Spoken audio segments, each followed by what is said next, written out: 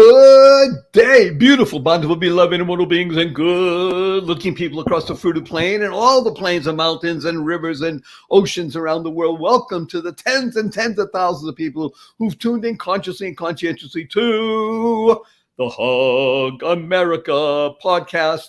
The first three letters in the word of happy, Happy, and of course, your humble host, Barry Shore, the ambassador of joy, and your other humble host, Neal Foard, America's greatest storyteller. And I can prove it in just a moment, but we'll leave that for right now. We're going to be talking today about two of the most interesting intersections of life that touch everybody, I think, Neal, on a regular basis. So I'm going to urge you to begin the process because we're going to talk about interacting with people called customer service reps, for want of a better term. Anybody in customer service. Now, by the way, I'm going to go wax a little bit eloquent and just say, in my humble opinion, every single human being is in customer service.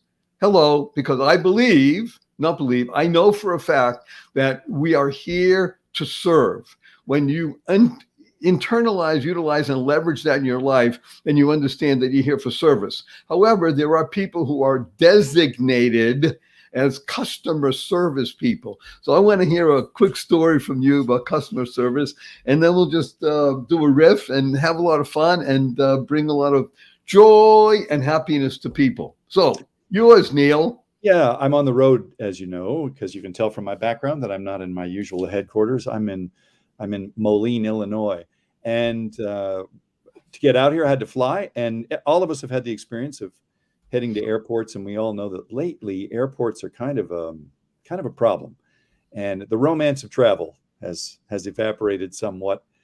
And now we're in a place where the unfortunately put upon gate agents, flight attendants, and crews, we're seeing abundant video evidence of people losing their minds at airports and on airplanes. And I don't think it's quite as common as is made out, but nevertheless, I have a great deal of sympathy and empathy for the people that serve on airlines, particularly the flight attendants, but anybody that is taking on bags or standing behind the counter at Delta Airlines or elsewhere. They'll tell you, the public is a mixed bag. And I was standing in line with a buddy months ago, and we were at LAX, and the place was kind of a zoo. And it was one of these days that had a lot of flight cancellations and delays. And because of that, people were being very rude to the counter staff, as though they had some control over the weather. They could push a button and say, you know what, you're right. I am going to get rid of that low ground fog. It's sorry, my bad. No, they can't do that, and yet we're taking it out on them. Well, my pal Marcus, who had taught me that tip of always carrying little toys in my pocket for just such occasions, he gets up next. Oh, I'm sorry. I should stipulate that there was a couple ahead of us who had been particularly rude to the gate agent, and you could just see on her face after having this very brutal exchange with these people, and she was trying like heck to be sweet. But they were just being condescending and nasty. And as they slithered off, we came up, and you could just see in her eyes, she was pretty much done with the rest of us. Like she'd had it. And all it takes was one more nasty remark, and she's going to lose it. Well, Marcus says, "Oh man, are those two in trouble?" And she gets this look on her face like, "Why?" And he pulls out this little troll, and he says, "Yarky saw the whole thing. And all the trolls know each other. And I have to tell you that he's going to tell the rest of them, and then they are royally screwed because they don't like that. And by the way, if you feed him a snack before dark, he'll do anything. He'll watch out for you. So this is my favorite, and he gives their gal a bag of M&Ms. Okay, so here's what happened. So she's kind of stunned by the whole exchange. Like, is this guy crazy? Oh no, he's just trying to make me smile. And when he gives me the candy, presumably the candy is for the troll. Obviously it's not. It's just his way of saying, here, have a bag of candy, feel better. But it was so artfully constructed around those people were nasty. We all recognize it. I'm trying to help you get over them. here's a bag of candy, right? Okay, but it was the artfulness of the presentation, which I think completely wiped out the effect that those people might have had. Now, this is what I mean. I call it wiping the slate clean.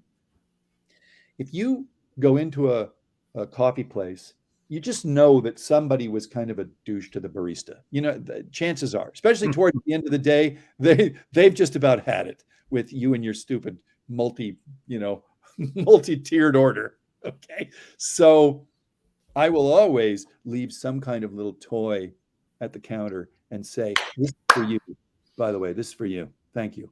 And what happens is it jolts them because it's so unexpected, right? This is not routine. It jolts them, and then they go, get, and then all of a sudden, any bad thing that happened to them earlier in the day, that was a negative, but now you're a positive, and it cancels them out because you went out of your way to be sweet and nice and gracious and respect that their job is difficult and that not everybody is a wonderful customer.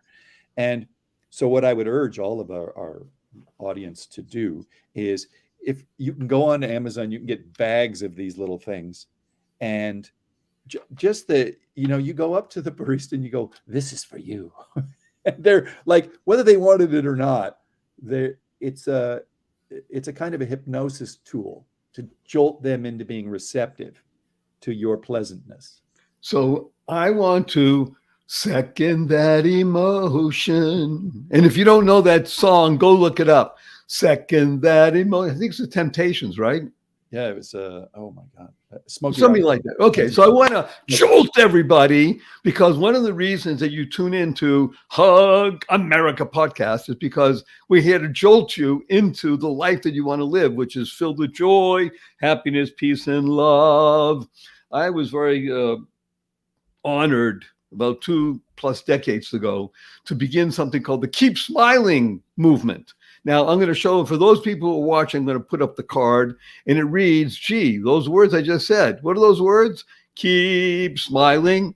So I invariably carry 10, 15, 20 of those in my pocket every day of my life, and for the purpose of giving them out. And I urge everybody, you can go and get them. Like Neal said, get them on Amazon. Actually, Amazon should sell them. We don't sell them. You can get them for free. Just to pay shipping and such. Just go to barryshore.com. At the top, it says keep smiling, get involved. Okay. The reason is because whenever I and people in the movement interact with customer service people, these are the words that we use.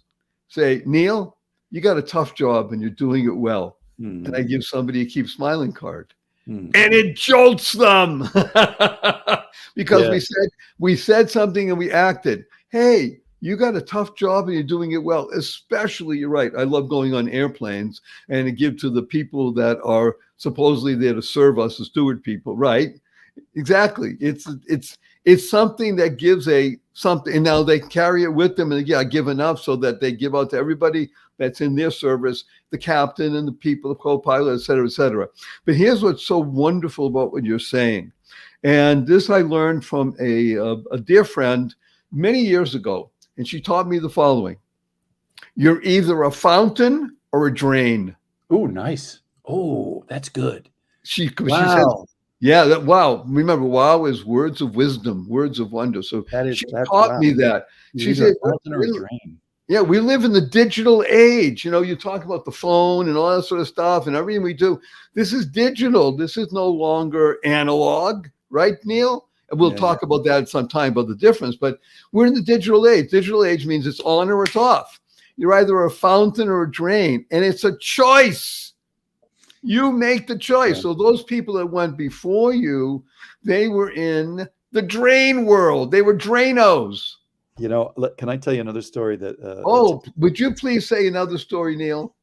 So there's a restaurant in Manhattan called 11 Madison Park, and Will Guidara, who was at one point the owner of the place, was sort of famous for, and you'll just love this, Barry, because it wasn't customer service per se that made them special. I mean, the food, of course, was spectacular. It was one of truly a Michelin-starred restaurant with food of such artistry that you it's virtually priceless because you can't get it anywhere else. It's a one-off, and it's prepared especially for you. So, it's like fine architecture. When an architect designs a building just for you, that's not for anybody else. It's for you specifically.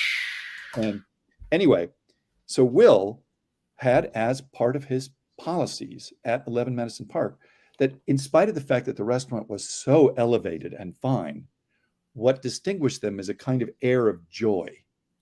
That is, they enjoyed what they do. And that, like the Beatles playing when they were quite young, 64, 65, you could see how much fun they were having when they were playing the music. And it was incredibly infectious. Well, so one day at 11 Madison Park, it's a very busy lunch. And it's so busy that Will, the owner, is out there among the other people, bussing the tables, clearing the tables, at lunchtime. And he happens to overhear a table of 4 foodies, and they're talking about how they'd been in New York for just about 3 days, and they'd hit every restaurant on the Michelin star list in Manhattan, capping it off with 11 Madison Park. Then they were going to head off to the airport. They were deliberately timing it so that would be the last thing they eat in New York. And one of the people at the table, within earshot of Will, says, the only thing that I'm disappointed about, I didn't get a chance to get a real New York City hot dog. So Will goes, oh, brilliant. And he runs down the block to a hot dog stand, grabs one, what he calls dirty water dogs, runs back to the kitchen, stealth mode, and he begs the chef, who is just, there is no way you're serving it. He goes, no, he begs the chef to let him serve it. And he tells him a story. So the chef cuts it up into 4 equal little pieces, and he doesn't want to just send out a hot dog. So he does little quenelles of relish and sauerkraut, and he very artfully puts it together. Will goes out to the table and says, so that you don't have any culinary regrets, a New York City hot dog. Okay. Now, the next dish that they served was the hot dog was the penultimate dish. The ultimate dish was a lavender glazed Muscovy duck that took something like 6 years to learn how to make. All right. But all anybody talked about after the meal was the hot dog. Now, this is why I tell this story. Who do you think in that story had the most fun? Will had the most fun. Was that work? That wasn't work. Work is joy. Oh, this is so okay. So everybody wins. Now, obviously the customers thought it was fantastic. They spoke about it. Obviously the chef, despite himself, was smiling and laughing and going, well, if you're going to serve a hot dog, let me do it. Okay, right? So, and then Will is just laughing to himself. Oh my God, how much it pays to listen.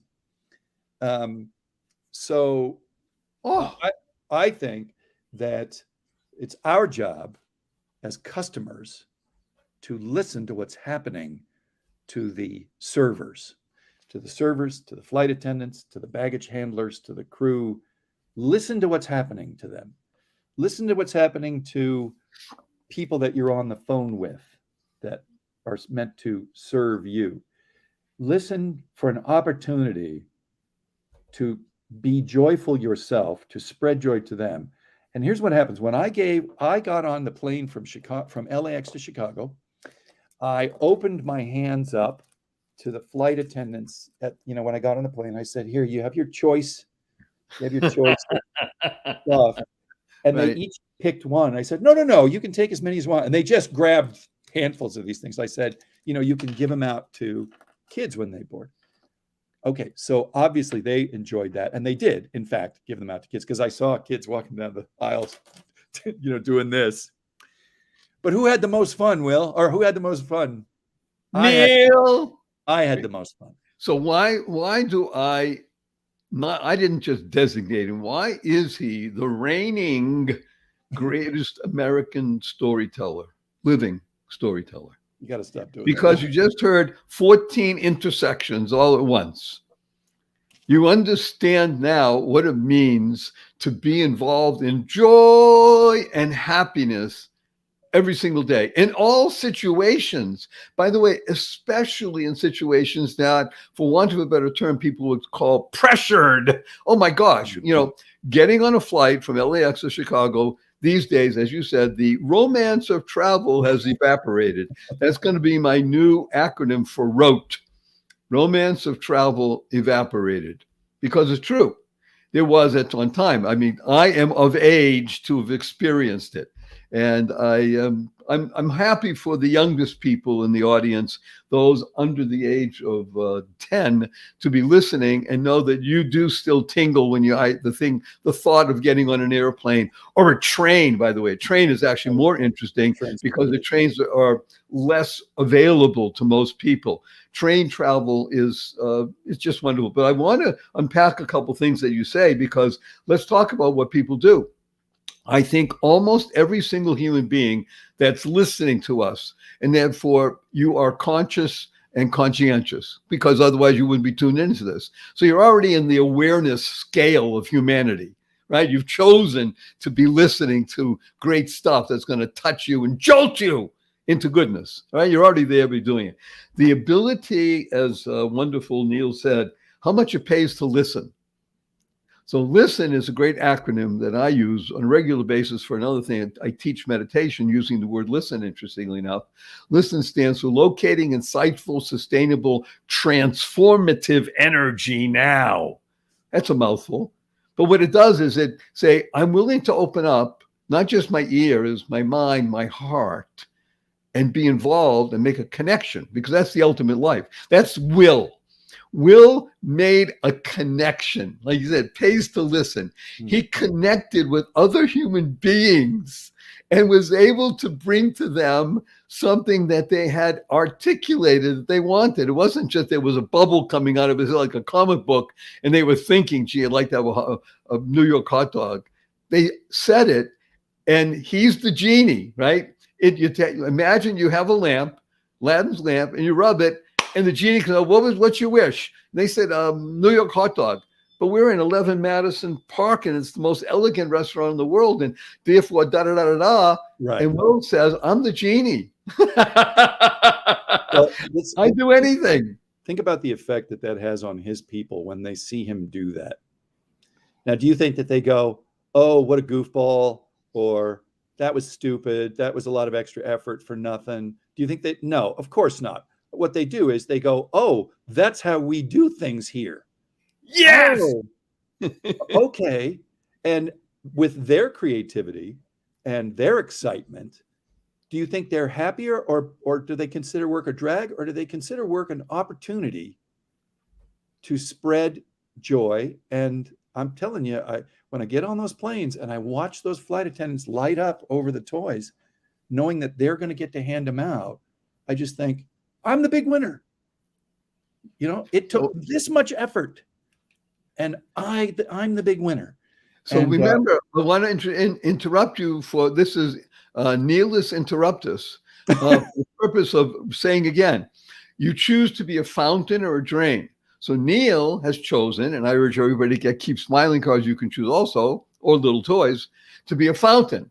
And the fountain it didn't stop with Neal being the giver, because he was the fountain, and his hands were overflowing with what we'll call water, but it's joy. And the flight attendants were picking them up, knowing that they're going to be continuing the flow of the fountain because they're giving. That's why they liked it, because they knew they were going to be the ones to make somebody else happy. And, it's not because they wanted these little plastic toys. They couldn't, what the heck does a flight attendant need with a dinosaur? Right. But they knew they were going to be fountains. And, I've got another tip for people, which is, let's pretend that you are in a restaurant, and, the servers got a rough job as it is, but sometimes you can just, they're getting a hard time from somebody, or you can just tell from their expression it's been a kind of a rough day. And, if you just say out loud, I really am grateful that you are as good at what you do as you are, or, you don't have to make anything up. You just have to notice, it's really hard being a server, but I just want you to know I appreciate what you do. And you'll Well, see. as we say, what we do is on the Joy of Living podcast is we share with people. We urge whenever you meet someone who is doing a job, a real job, whether it's on the phone or on the plane or in the restaurant, etc., just mention them. You got a tough job and you're doing it well. So you recognize that they have a tough job and they recognize it. But when you articulate and you're doing it well, I can tell you, I have seen people who are bent over from physical exhaustion for the day sometime, all of a sudden stand up straight because you with words. Now, we include giving a keep smiling card and say, you have a tough job and you're doing it well. Here's the keep smiling card. And I urge people to give two, one to give to somebody else and one to keep. So again, you're either a fountain or a drain. So you mentioned about that low fog coming in, in the airport, and that the person behind the counter with their computer can make that fog go away. Well, when you learn to understand that fog, everything we do is we shift stuff into the positive, purposeful, powerful, and pleasant. Fog stands for focus on giving. You focus on giving or focus on gratitude or focus on growth. You make your own positive, purposeful, powerful acronym. Guess what happens? You're the fountain. You don't want to be the drain. So we only have a few more minutes. I love this, by the way, how much it pays to listen. I'm going to, if I may, just add to something you said about the air of joy. When you talked the story with Will and the restaurant, that in that place of food artistry, because that's what it is, you said. Mm-hmm. It has an air of joy. As you walk in, you can smell it. You can feel it.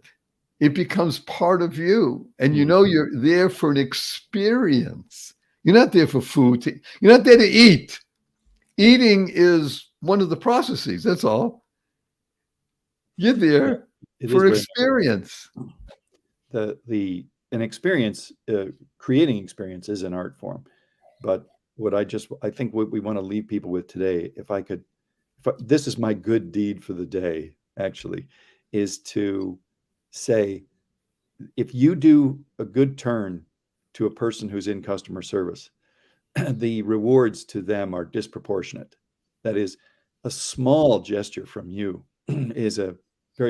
resonates loudly with them.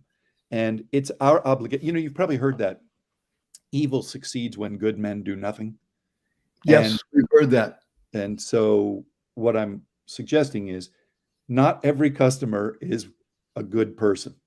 And therefore, if you go in and you set the scales back to level, you've done that server an enormous favor, because they now have renewed faith in humanity, that not everybody's a jerk.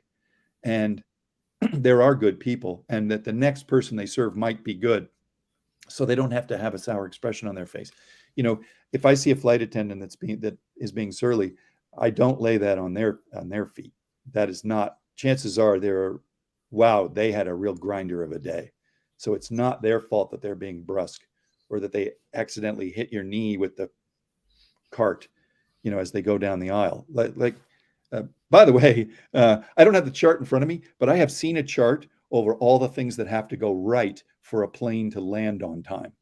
And exactly, Barry. That it happens. It is miraculous. It's miraculous that it happens at all. Right. It's astonishing that they get those planes there on time, because the chart is a Gordian knot of things that cascade. And my flight to Moline was delayed. And this is my attitude these days.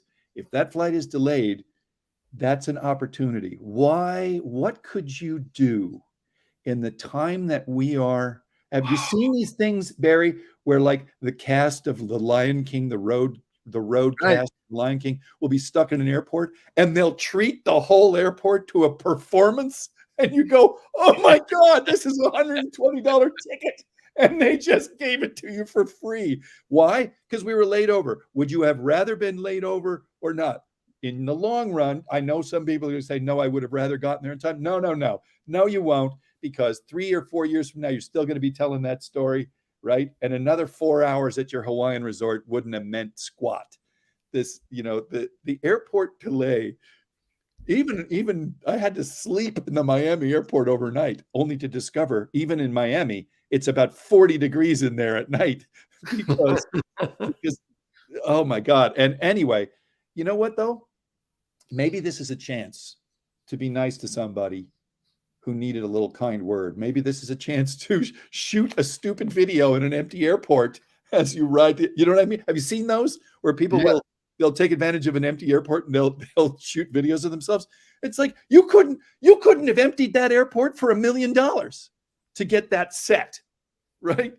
So I've just started these days looking at these things that happen differently, because I'm trying to help somebody else now, and I'm not just trying to get there on time. You got. And by the way, you did get there to Moline on time, in the sense that right. It was the right time when you got there. That's the right time. Right. You're right.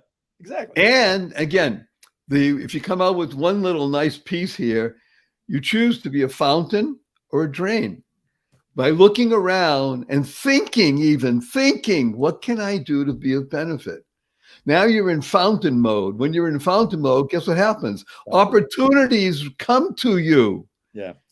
And you now are a true fountain, because you don't want to be a drain. You've chosen. I'm going to urge everybody. I'm going to leave with something that I was taught by my father, interestingly enough, more than 60 years ago. And this is really fascinating, because 60 years ago, there wasn't Uber, there wasn't the internet, there wasn't cell phones, there wasn't video, but there were telephones, and you did speak to human beings.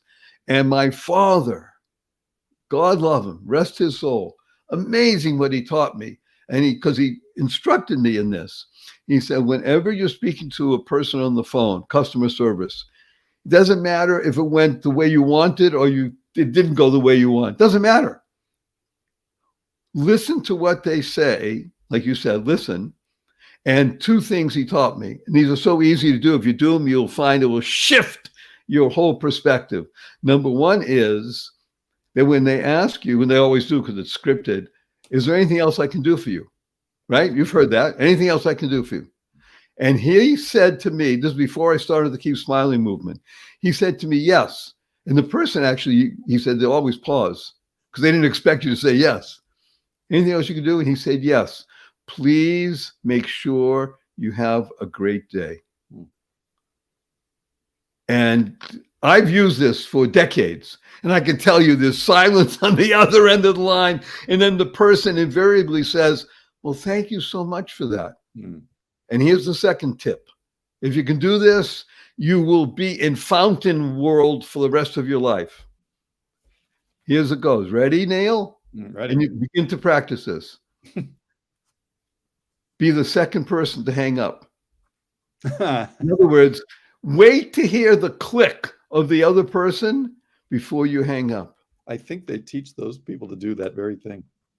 Right. So in other words, don't hang up on somebody. Yeah. Because that's what they get all day long. Somebody's hanging up on them. And by the way, it happens even in interpersonal calls. It's a good thing to do when you're on your phone, even with your friend or your wife or your lover or whoever it is. Well, what happens if they try to do that with you, Barry? If they try to hang up and be the last one? We wait till I have, thank God, instructed many, many thousands of people. And what happens is it becomes a joke. So we both count to 10 and then we hang up. But I urge everybody, remember, you're a fountain, not a drain. Listen, you're here with the greatest storyteller in the United States of America. And we do two things. We're going to give you a hug and a blessing. The hug is heartfelt, unlimited giving on the count of 3. 1, 2, 3.